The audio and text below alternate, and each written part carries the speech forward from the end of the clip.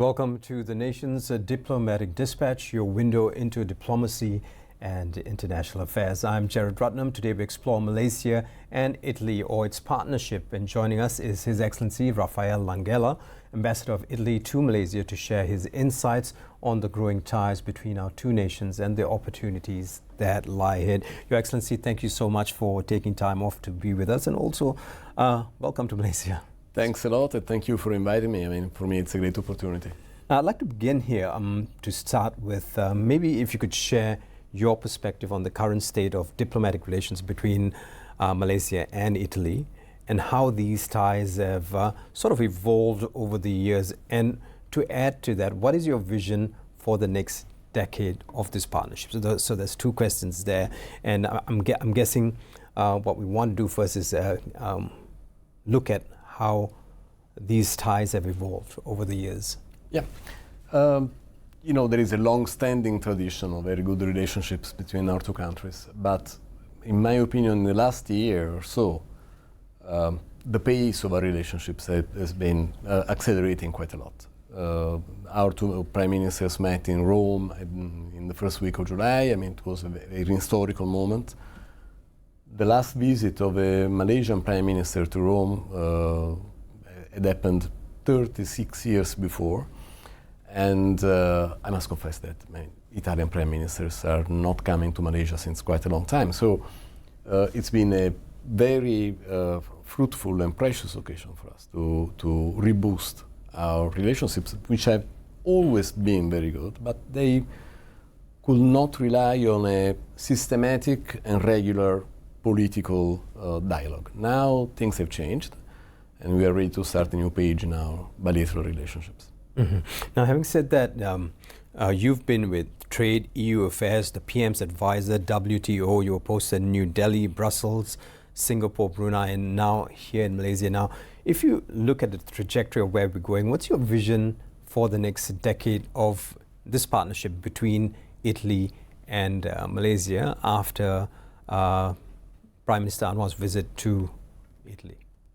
We are living, we all know that we're living quite turbulent times. You know, the scenario is changing very dramatically, we'll say.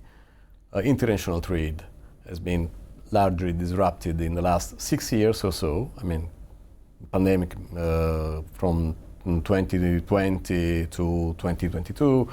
Then there has been quite a long political turmoil, I will say. I mean, trade policies have changed quite deeply and profoundly in the last few years. So we must find a way to tackle all these challenges together.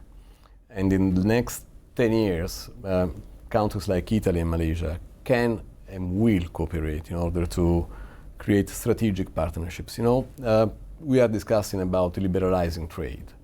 Trade is only part of the game.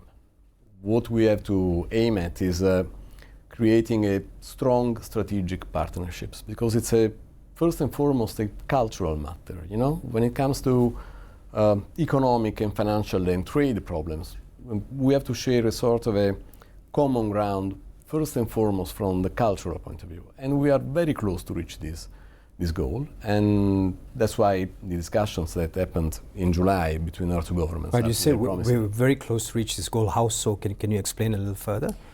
One of the issues we discussed in July was the free trade agreement between the European Union and Italy and Malaysia. As you probably know, trade negotiations are part of the European Commission portfolio. So we participate in negotiations, but we are in a sort of we are backbenchers in the negotiation. And yet, I mean, we shared the need to deepen this kind of discussions, because it's the very first step towards a very strong strategic partnership between the European Union as a whole, Italy in particular, and Malaysia. That's why we are looking forward to see further progresses in the EU-Malaysia negotiation.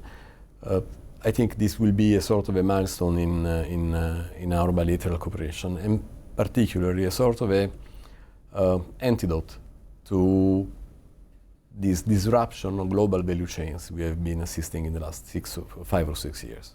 Mm-hmm. Now, with the Prime Minister's visit to Italy, they say it's significant, him going to Rome. And this is to reaffirm and advance Malaysia-Italy relations.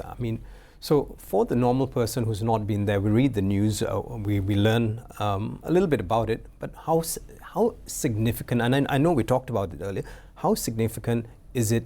How can you simplify the significance for us, for Malaysians? First of all, it's been very useful in order to raise awareness in the Italian public opinion about the importance of Malaysia, not only the Malaysian market, but Malaysian society, Malaysian culture. We have become very much involved in knowing better the Malaysian culture. Let's take something, if you want, a little bit trivial, but it's the tourist flow. Mm-hmm. From Italy to Malaysia has been growing steadily in the last 2-3 years, and it's been boosted by the visit of your Prime Minister to Rome. Tourist flows are good bricks with which we can try to build a better knowledge and maybe a familiarity between our two countries. And so post-July, there's been an influx of tourists coming from Italy? There were a lot of tour operators participating in the business meetings that were held back to back with the political meetings, and I know that a lot of contracts were stipulated. So it's been quite an interesting development. This is one of the possible fields of cooperation between our two countries, but still a very promising one because it has a huge impact on the cultural side. Now, from our business desk, this is what we hear. Both leaders discuss expanding cooperation across several areas: trade, investment, defense, renewable energy, environmental sustainability, agro-commodities, and of course, digital economy, something we talk about a lot these days.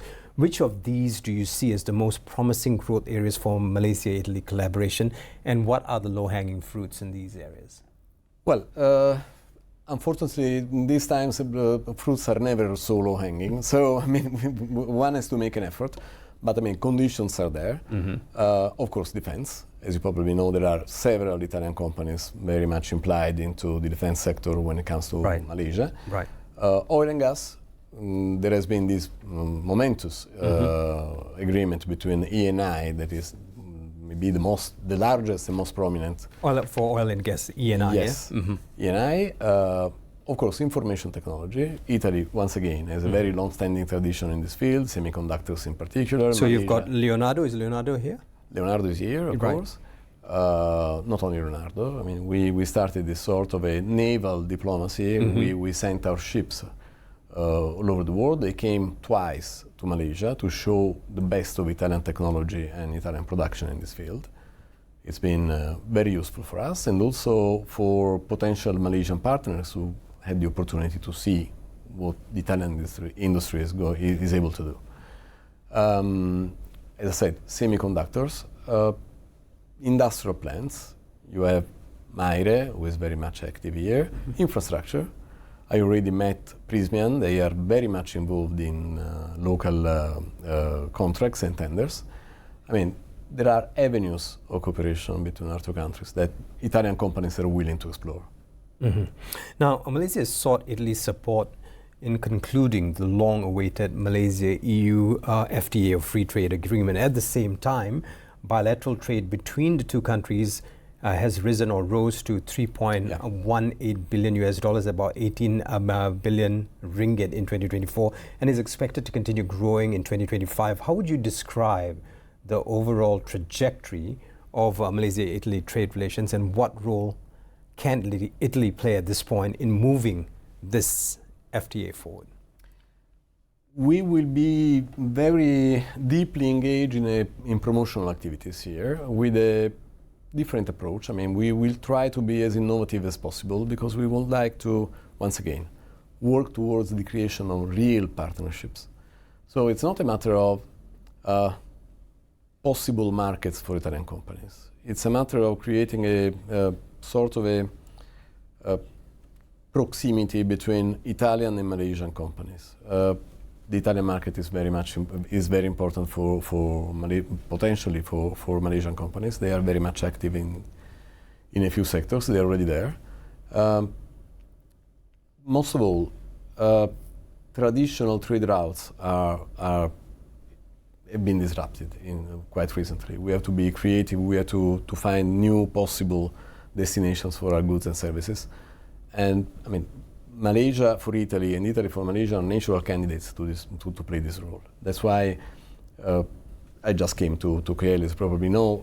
My mandate will be focused upon the promotion of Italian business in Malaysia, and possibly with the cooperation of the Malaysian embassy in Rome. I mean, the Malaysian ambassador in Rome is a very good friend of mine, and we work together very closely to promote Malaysian business in Italy, because only if you create this kind of network, this kind of partnership will survive to the turmoil we're living. Mm-hmm. We'll take a quick break and we'll come back and talk a little bit about defense and, of course, the big subject in Malaysia, which is ASEAN. We'll be back after a short break. Stay with us. This is the Nation Diplomatic Dispatch on Berdaba TV.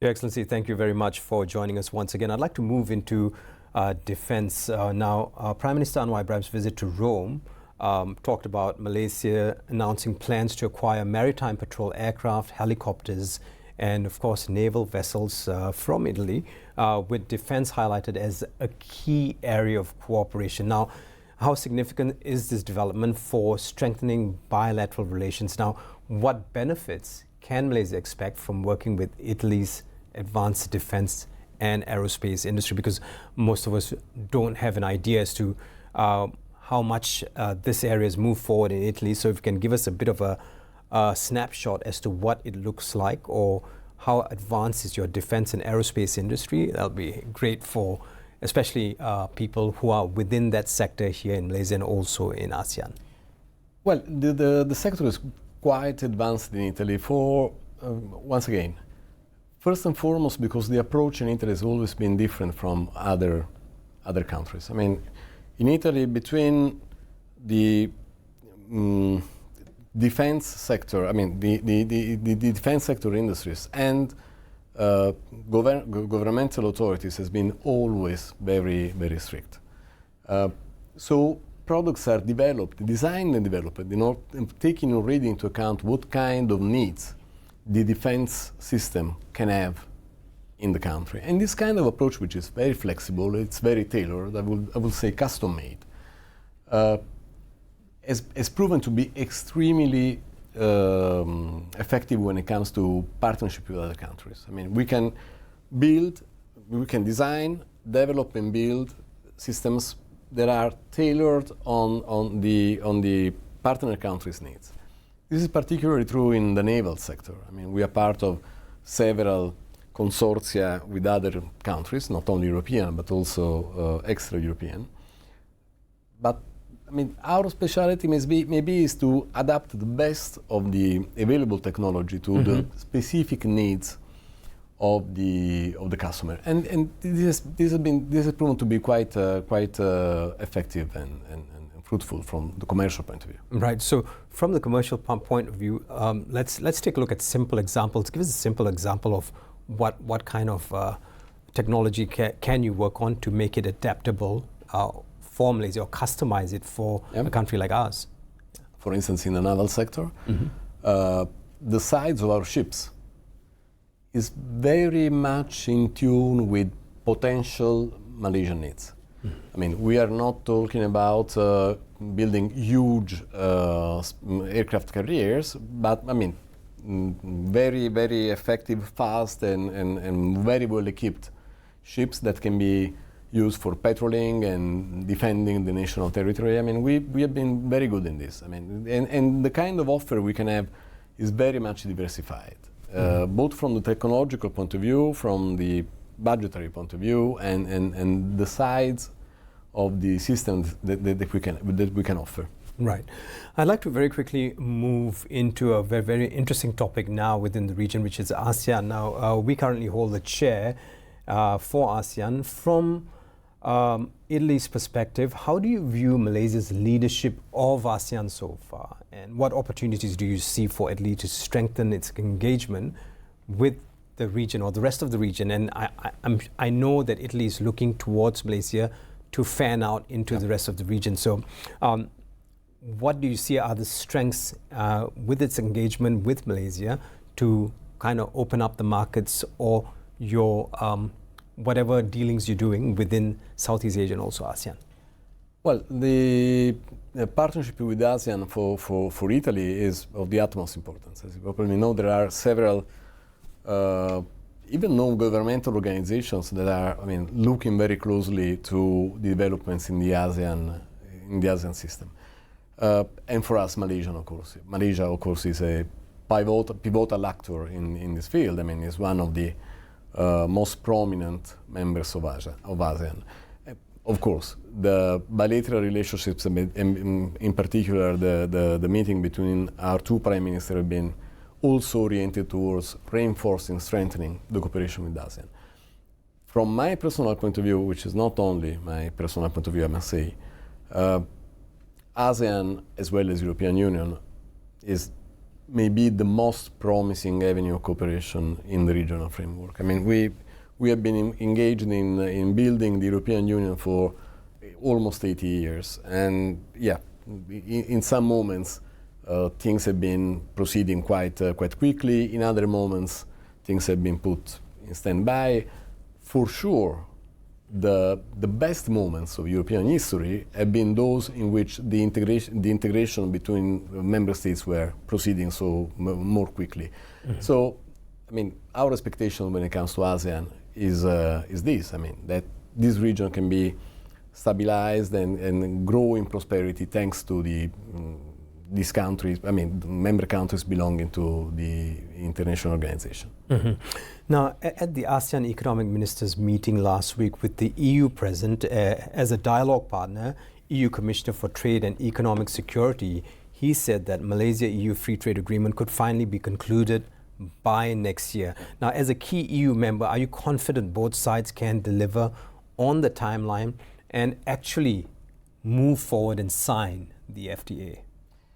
Well, we must be confident because we are running out of time. Things are changing quite rapidly, and there is I will say, the political benevolence which is needed on both sides in order to sign this agreement in a very short time. It's the deadline of 31st of December 2026 is very ambitious, but we have to do our best in order to respect it. Political conditions are there, most likely. And the political conditions are going to get harder, so... that's it. Yeah. This is a sort of an insurance against the worsening of the political scenario. Mm-hmm. And on both sides, we are very much aware of this. So we should at least aim at keeping this goal active and realistic. Mm-hmm. Now, at the same time, US President's new tariffs are hitting both Europe and ASEAN very, very strongly. Many in the private sector say this means Europe must look more seriously to Southeast Asia for markets, but the EU is also known for its very strict standards on trade and market access. Now, given the uncertainty, do you see EU countries adopting a more flexible and pragmatic stance with ASEAN and Malaysia in particular? Because, bluntly put, Europe cannot afford to take a hardline approach today.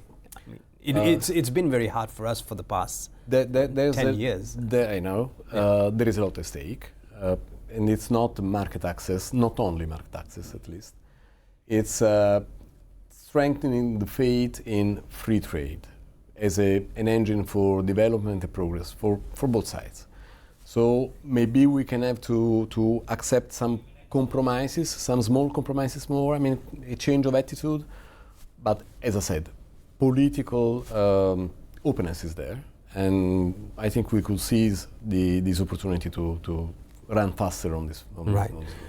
Very quickly, I'd like to get your thoughts on your outlook. What are your priorities during your tenure in Malaysia to make things a little better? I'm sure you came in, you see problems, and given your extensive CV, I'm sure you see a lot that we don't see. So what are your priorities in the next, say, 3 to 4 years, and for as long as you're here in Malaysia?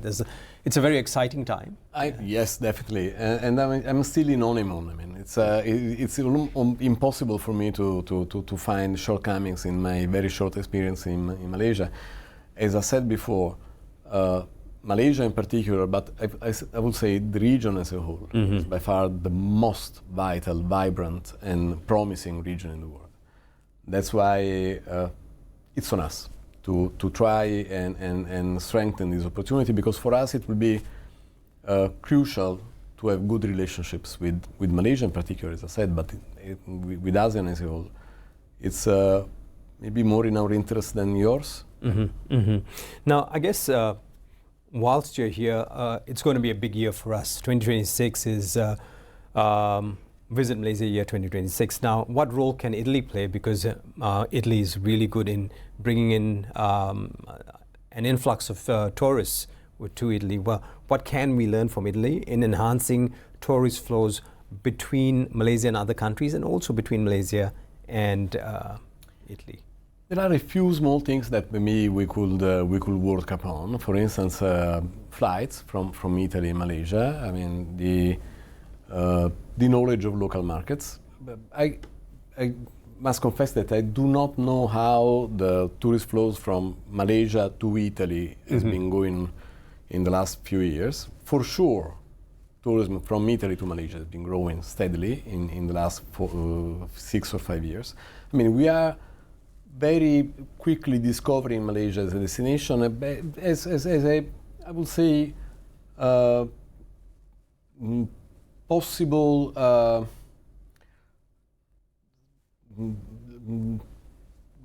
mine of cultural opportunities. I mean, the cultural side is of the utmost importance for us. So I think we can work very well in this field, and also involving commercial operators, which are already quite numerous. Right. Just your message to Malaysia, now that you're here in Malaysia and you're going to be here for the next few years. What's your message to Malaysia and to Malaysians who are big fans of Italy? A lot of people want to visit Italy, and whether it's going there for Catholicism, visit Vatican, or to eat Italian food, or all Malaysians dream of eating great Italian food. What's your message to all of us? Just be Malaysians. I mean, you are so wonderful that you couldn't prove. And come to Italy, because you will always be welcome in Italy, and as you probably know. And there is a lot to discover. Right. Ambassador Raffaele, thank you so much for joining us right here on The Nation. As Malaysia steps forward in its role on the global stage and Italy continues to expand its engagement in Asia, this partnership is set to move into new directions and exciting times. Thank you for staying with us right here on Bernama TV. I'm GERARD. Take care, stay safe, and stay with us right here on Bernama at all times.